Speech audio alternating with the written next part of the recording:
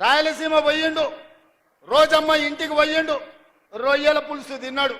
ఏమన్నాడయా? రొయ్యల పులుసు తిని రాయలసీమను రతనాల సీమ చేస్తాన్న సన్నాసోడేవాడని నేను అడుగుతున్నా. రోజమ్మ పెట్టిన రొయ్యల పులుసు తింటేనే రాయలసీమను రతనాల సీమ చేయాలన్న చంద్రశేఖరరావు, మా పాలమూరు కరీంనగర్ నుంచి వలస వచ్చిన నిన్ను హక్కున పెట్టుకొని గుండెల్లో పెట్టుకొని భుజాల మీద మోసి పార్లమెంటు సభ్యుడిగా ఢిల్లీకి పంపిస్తే ఇవాళ తెలంగాణ రాష్ట్రానికి ముఖ్యమంత్రి అయినవు. మరి మాకెంత చేయాలి నువ్వు? ఇవాళ నిన్ను ఎంపీగా గెలిపించినందుకు నీ చర్మం వచ్చి మా పాలమూరు బిడ్డలకు చెప్పులు కుట్టించినా కూడా అది తక్కువనే అవుతుంది. నువ్వు పాలమూరు ద్రోహివి. కృష్ణానది జలాలు ఈ రోజు ఆంధ్రప్రదేశ్ రాయలసీమ కొల్లగొట్టుకపోతుందంటే 100% దుర్మార్గుడివి నువ్వు. ఈ రోజు 811 టీఎంసీల్లో 512 టీఎంసీలు ఆంధ్రకు తీసుకుపోయినని సంతకం పెట్టిన దుర్మార్గుడివి. ఇవాళ సంతకమే తెలంగాణ రైతాంగానికి యమపాశమై ఈ రోజు మా ప్రాణాలను బలిగొనే పరిస్థితి వచ్చింది. అందుకే ఇవాళ ప్రాజెక్టుల మీద, నీళ్ల మీద, పడవ పడ్డ పాలమూరు మీద ఇక్కడ పుట్టి ఇక్కడ పెరిగి, పుట్టింది అచ్చంపేట్ల, పెరిగింది వనపర్తిలా, గెలిచింది కొడంగల్లా. ఈ పాలమూరు రుణం తీర్చుకోనికనే తెలంగాణ ముఖ్యమంత్రినైనా మా నారాయణపేట కొడంగల్ మక్తల్ ప్రాజెక్టు ప్రారంభిస్తే కేసులేసి అడ్డుకోవాలనే ప్రయత్నం చేస్తున్నావు. ఎస్ఎల్బీసీని పడవ పెడితే పని చేయాలంటే అడ్డం వచ్చి పండుకుంటున్నావు. ఇవాళ మా పాలమూరును పడావు పెట్టిందే నువ్వు చంద్రశేఖరరావు. నిన్ను నమ్మినందుకు మమ్మల్ని నట్టేట ముంచినవు. వెనకటికి పెద్దలు చెప్పినట్టు నమ్మి నానబోస్తే పుచ్చి బుర్రెలైనాయని ఇవాళ చంద్రశేఖరరావు నమ్ముకున్నందుకు పాలమూరు జిల్లా ఎడారిగా మారింది. అందుకే మిత్రులారా, ఇవాళ మీరు ఒక్కసారి ఆలోచన చేయండి. 10 సంవత్సరాలు చంద్రశేఖరరావు ప్రభుత్వం, బీఆర్ఎస్ ప్రభుత్వమే ఉన్నది కదా. మీరందరు కలిసి మేఘారెడ్డి, నన్ను, మల్లురవిని, బట్టి విక్రమార్క గారిని, మధుసూదన్ రెడ్డిని, రాజేష్ను, శంకర్ను ఆశీర్వదించి 5 ఏళ్ల కోసం అధికారం ఇస్తే ఏడాది కాకముందే మమ్మల్ని దిగిపోమంటారు. ఇది న్యాయమా? ఒక్కసారి ఆలోచన చేయండి. 10 ఏళ్ళు మీరే కదా దోసుకున్నది, 10 ఏళ్ళు పాలించింది మీరే కదా, 10 ఏళ్ళు ఏలుకున్నది మీరే, దోసుకున్నది మీరే, 10 ఏళ్ళు అధికారాన్ని అనుభవించింది మీరే. ఒక పాలమూరు రైతు బిడ్డ నల్లమల్ల ప్రాంతం నుంచి తెలంగాణకు ముఖ్యమంత్రి అయితే చూసి ఓర్వలేరా? మీరు, మీ కొడుకులు, మీ మనవళ్ళు మీరు ఏలనిక్క పుడితే మేమేమో ఇవాళ బిచ్చమెత్తుకోవడానికి పుట్టినమా అని నేను అడుగుతున్నా. మీలాక మేము చదువుకోలేదా? మీలాక మాకు తెలివితేటలు లేవా? మీలాక మేము పరిపాలన చేయలేమా? మా పాలమూరులకు శక్తి లేదా? ఈ దేశమే కాదు ఈ ప్రపంచాన్ని నడిపించగలిగిన శక్తి నా సోదరులకు, నా సోదరిమణులకు ఉంది. చంద్రశేఖరరావు, నువ్వు అనుకుంటున్నావేమో బిడ్డ పాలమూరోడు అమాయకుడని. మాది అమాయకత్వం కాదు, మాది మంచితనం. మా మంచితనాన్ని నువ్వు పరీక్ష పెడితే తిక్క రేగిందంటే దొక్కజించి డోలు కడతాం. మా సోదరుల సంగతి, మా జిల్లా సంగతి ఇంకా నువ్వు మొత్తం చూడలే. నువ్వు అనుకుంటున్నావేమో వీళ్ళ అమాయకులు అరికథలు చెప్పి నమ్మించొచ్చని. ఈ అరికథలు, పిట్టకథలు నడవవు చంద్రశేఖరరావు. చాలా మందిని చూసినాం. నల్లమలకు రా, ఒకసారి తెలుస్తుంది మా పౌరుషం ఏందో. నల్లమల అడవుల నుంచి దేశానికే నాయకత్వం వహించిన పటేల్ సుధాకర్ రెడ్డి మా పాలమూరు బిడ్డ, మర్చిపోకు. పౌరుషానికి, పోరాటానికి మా పండుగ సాయన్న మా పాలమూరు బిడ్డ, మర్చిపోకు అని నేను చెప్పదలుచుకున్నా. మొట్టమొదటి తెలంగాణ ముఖ్యమంత్రి బూరుగుల రామకృష్ణారావు మా పాలమూరు బిడ్డ, నువ్వు మర్చిపోకు. ఉత్తమ పార్లమెంటేరియన్ వచ్చిన మా జైపాల్ రెడ్డి మా పాలమూరు బిడ్డ. మా మహేంద్రనాథ్ నీతికి, నిజాయితీకి మరుపేరైన ప్రపంచంలోనే నీతిమంతుడని చెప్తే గుర్తుపట్టే నాయకుడు మహేంద్రనాథ్ పాలమూరు అన్న సంగతి మర్చిపోకు. ఆనాడు అంతెందుకు తెలంగాణ కోసం మొట్టమొదట గలం విప్పింది, గచ్చ గట్టించింది.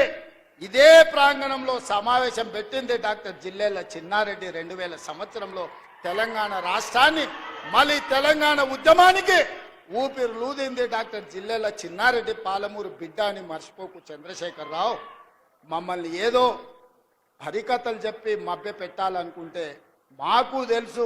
ఒడుపు చూసి మడత దగ్గర ఎట్లా వాత పెట్టాలో మా అక్కలందరికీ తెలుసు. మా సోదరులు ఎవరైనా మీ మాటలు నమ్ముతారేమో నాకు తెలియదు, కానీ మా ఆడబిడ్డలు, మా అక్కలు తెలివి కల్లోళ్ళు, మా అక్కలు గట్టిగా కట్టెబట్టుకొని నిలబడతారు. ఇక సందెట్ల సడేమి అని కిషన్ రెడ్డి ఒక ఆయన మోపై నిన్నమన్న నువ్వేం చేసినావు అంటాడు. నువ్వేం చేసినావా? మరి నేను వచ్చి 12 నెలలు అయింది, మీ మోడీ 12 ఏళ్ళ నుంచి ఏం చేసినావు అంటే మా మోడీకి ఇంత పనులు చేస్తాడా? నేను ఏదైనా కష్టపడి కొట్లాడి చేస్తే అది మేమే ఇచ్చినామంటాడు. ఉదాహరణ వరంగల్లో ఇవాళ ఎయిర్పోర్ట్ తీసుకొచ్చినాం. నానా తిప్పల పడి ఢిల్లీకి వెళ్ళి నేను కూర్చొని వచ్చిన. కానీ కిషన్ రెడ్డి అంటున్నాడు, లేదు ఆ ఎయిర్పోర్ట్ నేనే తెచ్చిన, మేమిచ్చింది ఎయిర్పోర్టు మా మోడీ ఇచ్చిండు, నేను తెచ్చిన అంటున్నాడు. ఓకే, నాకేం అభ్యంతరం లేదు. మీడియా మిత్రులారా, మోడీ గారు ఇచ్చిండ్రు, కిషన్ రెడ్డి గారు తెచ్చిర్రు. అది నిజమైతే మెట్రో రాలేదు కదా, రాలేదంటే ఆపింది మోడే కదా. మూసి నది ప్రక్షాళనకు నిధులు రాలే కదా, ఆపింది మోడే కదా. మాపమని చెప్పింది నువ్వే కదా. రీజనల్ రింగ్ రోడ్ ఉత్తర భాగం నేను తెచ్చిన అంటున్నావు కదా, దక్షిణ భాగం ఆగిపోయింది, ఆపింది నువ్వే కదా. ఉత్తర భాగం కూడా కేబినెట్ లో పెట్టకుండా టెండర్లు పిలిచిన వాయిదాలు వేస్తున్నది నువ్వే కదా. మా పాలమూరు రంగారెడ్డి ఎత్తిపోతలకు 60 టీఎంసీల నీటి కేటాయింపులు 10 ఏళ్ల నుంచి పెండింగ్ ఉన్నది కదా, ఆపింది నువ్వే కదా. ఈ రోజు మా కాళేశ్వరానికి నీటి కేటాయింపులు, మా సమ్మక్క సారలమ్మ ప్రాజెక్టుకు నీటి కేటాయింపులు, మా సీతారామ సాగర్ కు నీటి కేటాయింపులు కేంద్ర ప్రభుత్వం 10 ఏళ్ల నుంచి ఆపుతున్నదంటే మోడీ గారు ఆపినట్టే, కిషన్ రెడ్డి గారు చెప్పినట్టే కదా.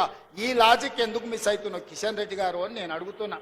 వస్తేనేమో ఆయన కథలు రాసుకుంటాడంట, రాకపోతేనేమో రేవంత్ రెడ్డి ఏం చేయలేదంటాడంట. నేను 55,000 ఉద్యోగాలు ఇచ్చిన, సంవత్సరానికి 2 కోట్ల ఉద్యోగాలు ఇస్తా అన్నాడు. 12 ఏళ్ళైంది ప్రధానమంత్రిగా మోడీ పదవి చేపట్టి 24 కోట్ల ఉద్యోగాలు ఇవ్వాలి. తెలంగాణ రాష్ట్రంలో నేను ఎల్బీ స్టేడియంలో తలలు లెక్క గట్టి 55,163 మందిని నేను తలలు లెక్క గట్టిస్తా. మీ మోడీ తెలంగాణలో ఎన్ని ఉద్యోగాలు ఇచ్చిండో నువ్వు లెక్క గట్టి చెప్పు కిషన్ రెడ్డి అని నేను అడుగుతున్నా. అయితే గీతే మోడీ ఇచ్చింది 2 బోడి ఉద్యోగాలు, ఒకటి కిషన్ రెడ్డికి, రెండోది బండి సంజయ్కి. ఇదంతా ఎట్లుందా అంటే గుండు అరగుండు బ్రహ్మానందం దగ్గరికి పోయినట్టు ఉంది. ఇవాళ నువ్వు ఏం తెచ్చినావో చెప్పు. ప్రత్యేకంగా నీ నియోజకవర్గంలో సికింద్రాబాద్ లో వర్షాలు వచ్చి వరదల్లో మునిగిపోతే ఆనాడు హైదరాబాద్ ప్రజలకు లారీ పోతే లారీ ఇస్తాన్నారు, ఆటో పోతే ఆటో ఇస్తాన్నారు, బండి పోతే బండి ఇస్తాన్నాడు బండి సంజయ్ గారు. ఏమిచ్చిరు? సిల్లి గవర్నర్ ఇచ్చిరా అని నేను అడుగుతున్నా. ఏమి ఇయ్యలేక చేతగాక కేటీఆర్ మాట్లాడుతుంటే అసహనం అక్కసు కనిపిస్తుంది, కిషన్ రెడ్డి మాట్లాడుతుంటే అసూయగా అనిపిస్తుంది. ఎందుకంటే ఆయన నేను జర ఒక దగ్గరనే పెరిగినాం కొంతకాలం. అరే నాకంటే ముందుగాల నాకంటే చిన్నోడు తెలంగాణకు ముత్రైండని కడుపు నిండా అసూయ కుళ్ళు పెట్టుకొని కాళ్ళ కట్టె పెట్టే పని చేస్తున్నాడు కిషన్ రెడ్డి. నువ్వు ఇట్లాంటి తప్పుడు పనులు చెయ్యకు. ఎక్కువ రోజులు ముసుగు దొడుక్కొని నడపలేవు. మొన్నటికి మొన్న మనోహర్ లాల్ ఖట్టర్ కేంద్ర మంత్రి హైదరాబాద్కు వస్తా అంటే మొదట రాకుండా అడ్డుకున్నాడు, రెండవసారి వచ్చిండు. ఆయన పట్టణాభివృద్ధి శాఖ మంత్రి, విద్యుత్ శాఖ మంత్రి, గృహ నిర్మాణ శాఖ మంత్రి. హైదరాబాద్ గ్రాండ్ కాకతీయ హోటల్లో సమీక్ష పెట్టి మంత్రి గారికి మా నివేదికలు ఇస్తే 4 గంటలు చెప్తే నీ సొంత పార్లమెంటు సికింద్రాబాద్ లో జరిగిన సమీక్ష సమావేశానికి నువ్వెందుకు డుమ్మా కొట్టినావు? నువ్వెందుకు మనోహర్ లాల్ ఖట్టర్ను మెట్రో ఇవ్వమని అడగలేదు, పేదోళ్ళకి ఇందిరమ్మ ఇండ్లు ఇవ్వమని అడగలేదు, ఇవాళ విద్యుత్తులో ఆర్థిక సహాయాన్ని ఇవ్వమని ఎందుకు చెప్పలేదు కిషన్ రెడ్డి గారు? దీన్ని బట్టి నీ కుళ్ళేందో నీ అసూయేందో కళ్ళకు కనిపిస్తలేదా అని నేను అడుగుతున్నా. కానీ అదే సమావేశానికి ఈటల రాజేందర్ గారు వచ్చి మెట్రోను మేడ్చల్ వరకు ఇవ్వమని అడిగిన మాట నిజం కాదా? హైదరాబాద్కు మంత్రి వస్తే తెలంగాణ అభివృద్ధి కోసం సమీక్ష చేస్తే 10 సార్లు నేను నీ చుట్టూతో తిరిగి మా అధికారులందరినీ ఇంటికి పంపించి నివేదికలు ఇస్తే మంత్రి వచ్చినప్పుడు నువ్వు రావా? ఏం పని చేస్తున్నావే కిషన్ రెడ్డి? హైదరాబాద్కు ఢిల్లీలోనే మంత్రి వస్తాడు కానీ ఈడ గల్లీలున్న నువ్వు సమీక్షకు రావా? ఇది నీ బుద్ధి, నీ దుర్బుద్ధి తెలంగాణ సమాజానికి అర్థమైతలేదా? ఇంత కుళ్ళెందుకు కిషన్ రెడ్డి? నీకు కడుపు నిండా కుళ్ళు పెట్టుకున్నాడు బాగుపడ్డోనే నన్ను చూసినావా కిషన్ రెడ్డి? ఎప్పుడైనా కుళ్ళుతోనే కృషించిపోతారు. నీకు నిజంగా చిత్తశుద్ధి ఉంటే 10 తారీఖు నుంచి పార్లమెంటు రాబోతుంది. తొందరలోనే మా బట్టి విక్రమార్క గారు తెలంగాణ నుంచి ఉన్న పార్లమెంటు సభ్యులను రాజకీయాలకు అతీతంగా 17 మంది లోక్సభ సభ్యులను 7 మంది రాజ్యసభ సభ్యులను ఇంక్లూడింగ్ కిషన్ రెడ్డి అండ్ బండి సంజయ్ని సచివాలయంలో సమీక్ష పెట్టండి. తెలంగాణ రాష్ట్రానికి రావచ్చిన ప్రాజెక్టుల వివరాలు, తీసుకోవాల్సిన అనుమతులను పవర్ పాయింట్ ప్రజెంటేషన్ మీరు ఇవ్వండి, అవన్నీ తీసుకొని ఢిల్లీకి వెళ్దాం, మోడీని కలుద్దాం, తెలంగాణకు సాధించుకుందాం. నిర్మలా సీతారామన్ గారు ఈ రోజు తమిళనాడుకు మెట్రో తీసుకుపోయింది. ఇవాళ కర్ణాటకలో చంద్రశేఖర్ గారు బెంగళూరుకి మెట్రో తీసుకొని పోయిండు. ఆడ ప్రతిపక్ష పార్టీల అధికారంలో ఉన్న కర్ణాటకలో ఉన్న శోభా గారు బెంగళూరుకు మెట్రో తీసుకెళ్ళింది. నిర్మలా సీతారామన్ గారు వాళ్ళ సొంత రాష్ట్రం తమిళనాడుకు మెట్రో తీసుకెళ్ళారు. మరి నీ సొంత రాష్ట్రానికి ఎందుకు మెట్రో ఎందుకు మీరు తీసుకొస్తలేరు కిషన్ రెడ్డి అని నేను అడుగుతున్నా.